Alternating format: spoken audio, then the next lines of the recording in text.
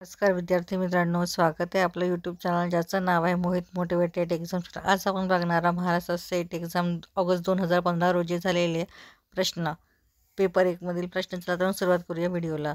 प्रश्न क्रमांक 13 ते 18 हे पुढे दिलेल्या उत्तरावर आधारित आहेत. इंग्रजीतील किंवा मराठी उत्तरातील प्रश्नांची उत्तरे द्या.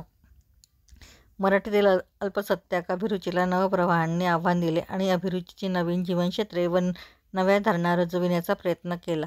या संदर्भात केवळ भाषेचा विचार केला तरी पुरे. वस्तुतः मराठी ही बहुरंगी भाषा आहे, पण तिच्या समृद्धीची चाहूल 1960 पूर्वीच्या साहित्यात क्वचितच लागते. ते बहुतांश साहित्य तुपात तळलेल्या शुद्ध मराठीत लिहिले गेलेले आहे. झाडाने मातीत रुजावे असे माणसाने समाजाचे व्यक्तिमत्व निज भाषेतून रुजून येते. कोणतीही भाषा खऱ्या अर्थाने वापरणे म्हणजे ती बोलणाऱ्या समाजाच्या दृष्टीने जीवनाकडे पाहणे असते. विविध जाती समूहाची व परिसराची मराठी संपन्न बहुरंगी असते, पण नागर मराठी साहित्य व्यवहारात ती नाकारली गेली होती. भालचंद्र नेमाडे म्हणतात त्याप्रमाणे ज्या समाजात मोठमोठ्या समूहांची जाती जमातींची पर्यायाने विविध समूहांच्या जीवनाकडे पाहण्याची दृष्टी व पद्धत एवढेच नव्हे तर त्यांच्या सौंदर्य कल्पना आणि मूल्यही साहित्य व्यवहारातून बहिष्कृत केली जातात, त्या समाजात एक प्रकारची अल्पसत्याक वाङ्मयीन अभिरुची रूढ होते. तिला सुरंग लावण्याचे काम दलित ग्रामीण साहित्याने भाषेच्या अंगाने केले. या लेखकांनी लिहित खिशात आणि बोली यातील अंतर कमी केले. त्यामुळे आतापर्यंत मराठी साहित्याला अपरिचित असलेल्या अनुभवांचा व्यक्तीकरणातील अडथळे कमी झाले. त्यांच्या अनुभवांना आपला असा सूर गवसला. बोलीच्या वापरामुळे शब्दबंबाळपणा काहीसा कमी झाला. भावविवशतेला आळा बसला. वास्तवाचे चित्रण अधिक यथार्थाकडे झुकले. लोकजीवनाचे संदर्भ मिळवून मराठी समृद्ध झाले. कोणत्याही थरातील माणसाला लिहिताना आत्मविश्वास वाटावा असे भाषिक वातावरण तयार झाले. त्या वातावरण 18 पगड जातीच्या माणसांनी निसंकोच आत्मकथनाच्या वाटेने लिखण्याचा ठसठसीत ओनामा झिरविला. ही अनगढ देशी कारलेनी नवप्रवाहांनीच आपल्याला दिलेली आहे. आता उत्तरावरील प्रश्न बघूया. प्रश्न क्रमांक 13. व्यक्तिमत्व विकासाचे महत्त्वाचे साधन कोणते? पर्याय आहे समाज, जीवन, स्वभाषा, स्वधर्म. तर याचा अचूक उत्तर असणारे पर्याय क्रमांक सी, स्वभाषा. प्रश्न क्रमांक 14. भाषेचा योग्य वापर म्हणजे ती भाषा बोलणाऱ्या समाजाच्या दृष्टीने जीवनाचे.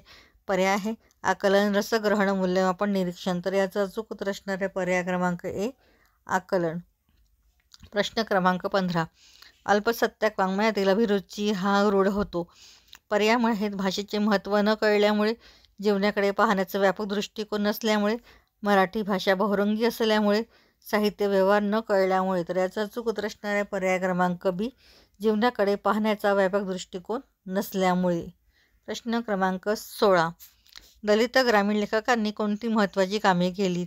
पर्याय आहे त्यांनी बोलीचे महत्त्व पटवून स्पष्ट केले, लिखित भाषेचे महत्त्व स्पष्ट केले, भाषेचे महत्त्व नाकारले, त्यांनी स्वभाषेला अभिव्यक्तीचे माध्यम बनविले. तर याचा अचूक उत्तर असणारे पर्याय क्रमांक डी, त्यांनी स्वभाषेला अभिव्यक्तीचे माध्यम बनविले.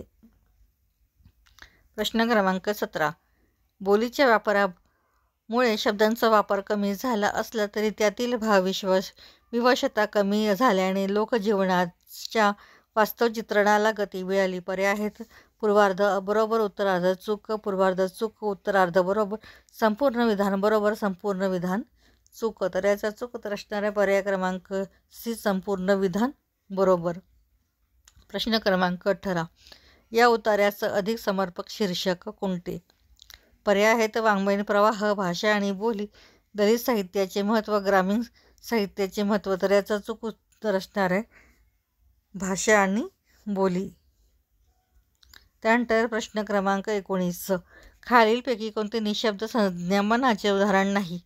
पर्याय आहे पत्रलेखन, चेहऱ्यावरील भावभाव, बोलण्याचा वेग, मौन किंवा शांतता. तर याचा चूक उत्तर असणारे पर्याय क्रमांक ए, पत्रलेखन. या पुढील प्रश्न आपण पुढील भागात घेऊ.